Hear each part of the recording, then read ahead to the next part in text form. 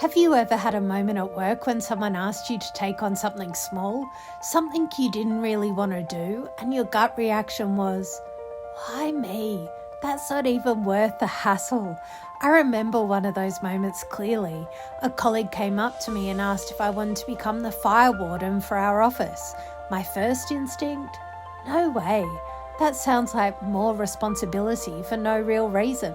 But then he explained, being a fire warden counted as additional duty. That meant when annual performance reviews came round, I'd qualify for a raise. On top of that, some companies will even pay for you to earn a first aid certificate, a practical skill that doesn't just help at work, but becomes part of your professional toolkit for years to come. That tiny yes led to a ripple effect of opportunities. I realised that sometimes career transitions aren't about giant leaps. They're about choosing to step up, even in small ways, and letting those small steps open the doors to bigger ones. That same principle, saying yes to opportunities, even when they seem inconvenient or uncertain, applies not only in everyday workplaces, but also at the highest levels of leadership. Take the story of Eric Schmidt at Google. In 2001, Eric joined Google as CEO and chairman. At the time, Google was still an ambitious startup led by Larry Page and Sergey Brin. Brilliant but young founders who needed someone with executive experience to guide the company. Eric brought steadiness, business acumen, and leadership at a time when Google was still finding its footing. Fast forward a few years, and Google was preparing for its IPO in 2004. In the process, tensions were running high. Larry and Sergey wanted a dual-class stock structure, something that gave them and other insiders 10 times the voting power of regular shareholders. It was unusual, even controversial, and board members were uneasy. In the middle of this storm, Eric was asked to step down as chairman. Think about that. You're leading one of the most exciting companies in the world, preparing for one of the biggest IPOs of the decade, and suddenly you're told, we want you to step aside. Eric was hurt. He even considered quitting altogether. But this is where Bill Campbell, known as the $1 trillion coach, stepped in. His coach Bill told him plainly, Eric, your pride's getting in the way. The team needs you. Step back now, stay on as CEO and fight the right battles at the right time. Eric listened. He didn't walk away. He stayed as CEO, led Google through hyper growth, and just a few years later, exactly as his coach had predicted, he was reinstated as chairman. That wasn't Eric's last big career transition. In 2011, after a decade as CEO, he stepped aside for Larry Page to take over. Eric became executive chairman, still deeply involved, but no longer in the driver's seat. Then came another major shift, the creation of Alphabet in 2015. Google was no longer just a search engine company.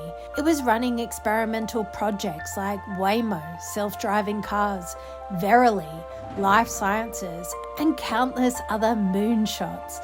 The company needed a new structure, a holding company that allowed these ventures to thrive without distracting Google's core business. Eric played a crucial role in that transition.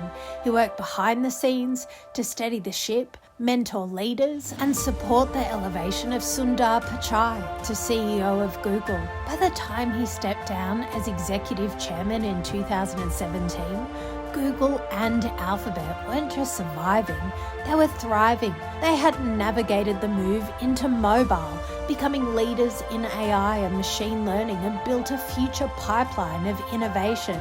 Here's the part I want you to notice. Even someone as accomplished as Eric Schmidt, a man who had been the CEO of Google, chairman of Alphabet, and one of the most influential executives of his time, still needed support during transitions. When Eric stepped down before the IPO, his coach was there.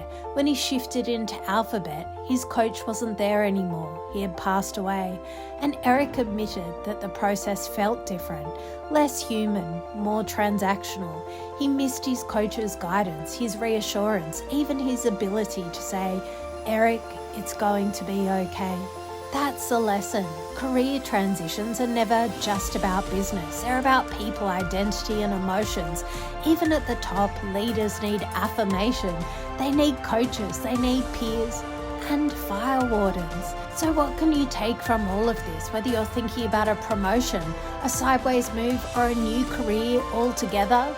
Here are some practical action steps. 1. Say yes to the small roles, just like the fire warden. Small yeses build career capital. They make you visible, they add skills, and they show initiative. 2. Think long-term, like Alphabet. Don't just choose quick wins. Ask, how does this decision position me for the next 5 years? 3. Prioritize the team win.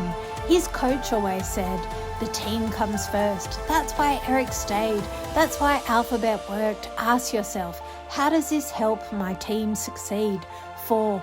Invest in peer relationships. Bill even designed a peer feedback survey at Google because he knew peers, not bosses, see who you really are at work. Seek feedback from colleagues you trust. 5. Find a coach or mentor. If Eric Schmidt needed a coach, then you and I clearly need mentors too. Coaching isn't weakness, it's leverage. Remember, transitions aren't failures, they're stepping stones. Eric Schmidt didn't lose when he stepped outside as CEO or chairman. He positioned himself and Google for the next chapter of success. You can do the same. Maybe it's saying yes to leading a safety drill. Maybe it's volunteering to mentor a new hire.